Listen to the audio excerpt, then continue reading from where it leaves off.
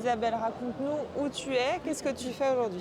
Alors nous, on a été invités sur le salon par côté presse et aussi côté Madine Grand Est parce qu'on est partenaire avec la menuiserie Beach de ce collectif d'entreprises sur la région Grand Est.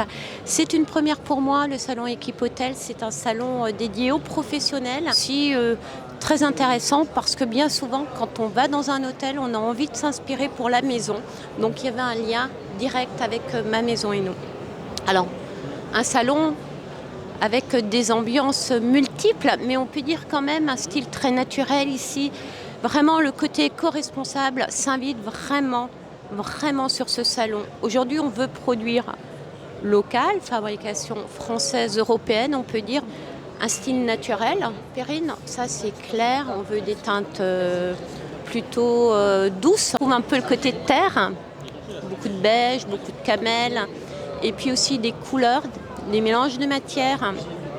Et puis le bois s'invite vraiment de partout. Alors moi, ce que j'ai trouvé intéressant, ce sont l'attention justement qui se développe sur le côté éco-responsable.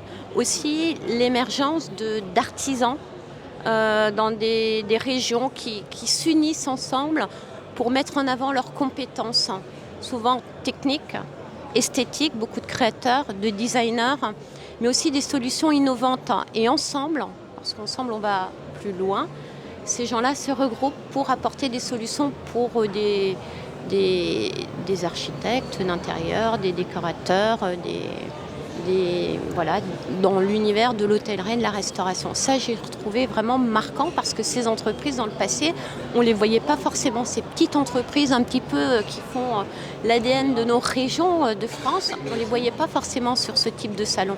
Et voilà, l'exemple de Madine Grand Est, c'est un collectif d'entreprises qui travaillent ensemble pour apporter des solutions dans l'hôtellerie et la restauration parce qu'ensemble, ils sont plus forts. Ici, c'est marquant. L'innovation, la technologie des produits venant bien souvent de Chine apporte des solutions parfois innovantes pour la restauration. Mais le fait maison vraiment est aussi marquant du côté cuisine. Le consommateur veut tracer sa nourriture, veut savoir comment c'est fait, préfère manger plus simplement, veut des bons produits.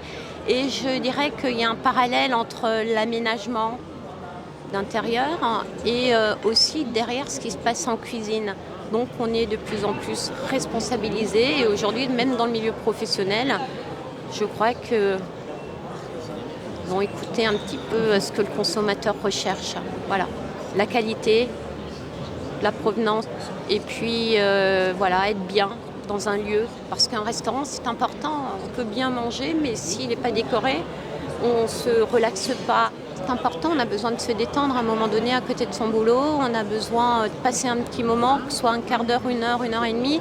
Avant c'était souvent réservé à des beaux hôtels, mais maintenant je dirais que tous les restaurants doivent avoir une belle déco, ça fait partie de l'assiette quoi. Vraiment, c'est un beau salon, super bien organisé, équipe hôtel, franchement on a shooté toute la journée, donc c'était intensif parce qu'on est venu du matin, on reprendra le train ce soir parce que demain on est chacun dans nos jobs aussi.